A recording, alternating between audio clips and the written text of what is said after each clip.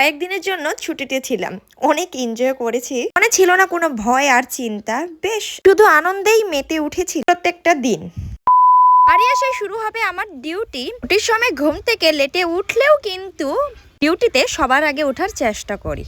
কিছু কিছু পরিবারে এমন হয় যে মায়ের সাথে মানে হচ্ছে শাশুড়ি মায়ের সাথে বৌমার তুলনা করা হয়, কাজের তুলনা করা হয়। তাহলে বলি এমনটা করো না ভাই। মায়ের সাথে সন্তানের তুলনা করা এক ধরনের বকামি ছাড়া আর কিছুই না। একটা গাছকে যদি তুমি লাগাও সেখানে ফুল ধরতে কিন্তু অনেকটা সময় লাগে। ঠিক তেমনই একটা মেয়ে যখন বিয়ে করে শ্বশুর বাড়িতে আসে তখন তাকে সংসার ভালো মতো করে গুছাতেও সময় লাগে। যেটা সে এখন পারছে না, একটা সময় আসবে সে সবকিছুই পারবে। জাস্ট এখন তাকে সান্ত্বনা দেওয়া প্রয়োজন, নাকি দিনরাত তাকে কুকথা শুনে তার মন ভাঙ্গা। এটা তো প্রমাণিত যে 90% নারীর আলাদা থাকার পিছনে কিছু না কিছু কারণ রয়েছে, তবে সেই কারণটা কেউ দেখতে যায় না, আলাদা থাকে এটাই সবারই নজরে পড়ে। সবাই এটাই বলে যে নিজের শ্বশুর শাশুড়িকে খাওয়াতে পায় না। সত্যি কথা বলতে কি জানো তো, শরীরের আঘাত কিছুদিন পর মুছে যায়, কিন্তু কুকথার সেই মনের আঘাত না, বাজে কথার সেই মনের আঘাতটা চিরজীবন রয়ে যায়। আপনাদের সাথে কথা বলতে বলতে আমি ইন্ট্রোটা দিতে ভুলে গেছি। তো হাই হ্যালো এভরিওয়ান, কেমন আছো তোমরা সবাই? আশা করি খুব ভালো আছো আর সুস্থ আছো। বড়দের প্রণাম আর ছোটদের অনেক অনেক ভালোবাসা নিয়ে আমি আজকে ব্লগটা শুরু করছি। আমি তোমাদের সকলের প্রিয় মল্লিকা। হয়ে গেল আমার একটি নতুন ব্লগে তোমাদের সাথে দেখা। প্রত্যেকটা কাজ করতে করতে বাবু গেল উঠে, তাই হাত পা ধুয়ে চলে আসলাম ঘরে। মুছে দিয়ে গেলাম, সেটা প্রায় শুকিয়ে গেছে।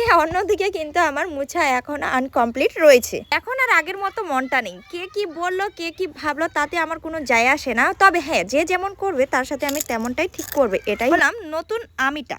যাই হোক, সকালে কাজ প্রায় পুরো শেষ। এইদিকে ঘরগুলো মুছে নিলাম, এবার রুমটা একটু পরিষ্কার করে নেব। কালকে রাত্রিবেলা এসেছি যেহেতু অনেক কিছুই রয়েছে রুমের মধ্যে। অন্যদিকে ব্যাগপত্র তো রয়েছে, কাজ ধরলে এখন হবে না। পুজো কমপ্লিট করে খেয়ে নিচ্ছি আমি মুড়ি আর চা।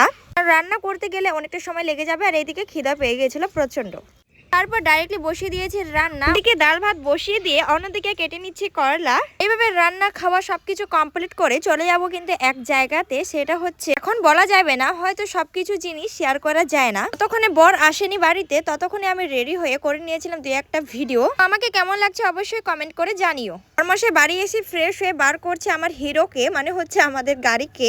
তারপর বেরিয়ে পড়লাম সেই জায়গায় যাওয়ার উদ্দেশ্যে। রাস্তায় ছিল একটা ট্র্যাক্টর ফেসে। চলো কয়েকটা কমেন্ট পড়িনি ততক্ষণে। প্রথম কমেন্ট হচ্ছে পায়েল বর্মন, সত্যি অসাধারণ কথা বলছো দিদিভাই। থ্যাংক ইউ সো মাচ দিদিভাই আমার ভিডিওগুলো দেখার জন্য আর খুব সুন্দর একটা কমেন্ট করার জন্য। পরের কমেন্ট হচ্ছে ঝিলিক স্টিচিং, খুব ভালো লাগলো তোমার blog video. Thank you so much দিদিভাই আমার ব্লগ ভিডিও দেখার জন্য। পরের কমেন্ট হচ্ছে মল্লিকা রয়, অনেক সুন্দর দিদিভাই কথাগুলো তোমার। থ্যাংক ইউ সো মাচ দিদিভাই। এর পরের কমেন্ট হচ্ছে প্রকাশ বর্মন, তোমার ভিডিওগুলো খুবই সুন্দর দিভাই। থ্যাংক ইউ সো মাচ দাদাভাই আমার ভিডিওগুলো দেখার জন্য। সবাইকে বলবো একে অপরের পাশে থেকে, এইভাবেই কিন্তু আমরা সবাই একসাথে এগিয়ে চলবো। তো যাই হোক, আমাদের কাজ কমপ্লিট করে এখানে রেখে দিল বরমশাই আমাদেরকে। আর এই জায়গাটা হচ্ছে রাসাখোয়া। আর অন্যদিকে পুচু সোনা দেখো কত সুন্দর করে রয়েছে, অনেক দুষ্টু হয়ে গেছে আমার পুচু সোনা। কিন্তু মাগো সোনা আইসক্রিম নিয়ে আইসক্রিম খাচ্ছে। বরমশাই গিয়েছে আমাদের জন্য কিছু খাবার আনতে, কারণ হচ্ছে দোকানে বসে খেলে এই বাচ্চারা অনেক জিদ করে, তাই বলছে গাড়িতে বসে শান্তি করে খেতে পারে। তখন কিন্তু আমিও আইসক্রিম খেয়ে নিচ্ছি বাচ্চাদের। এরপর বরমশাই নিয়ে আসলো অনেক কিছু। এখানে রয়েছে চিকেন পকোড়া, অন্যদিকে হচ্ছে সিঙ্গারা মিষ্টি, তার সাথে হচ্ছে আলুর চপ, আলুর ছোট ছোট ঝিরিঝিরি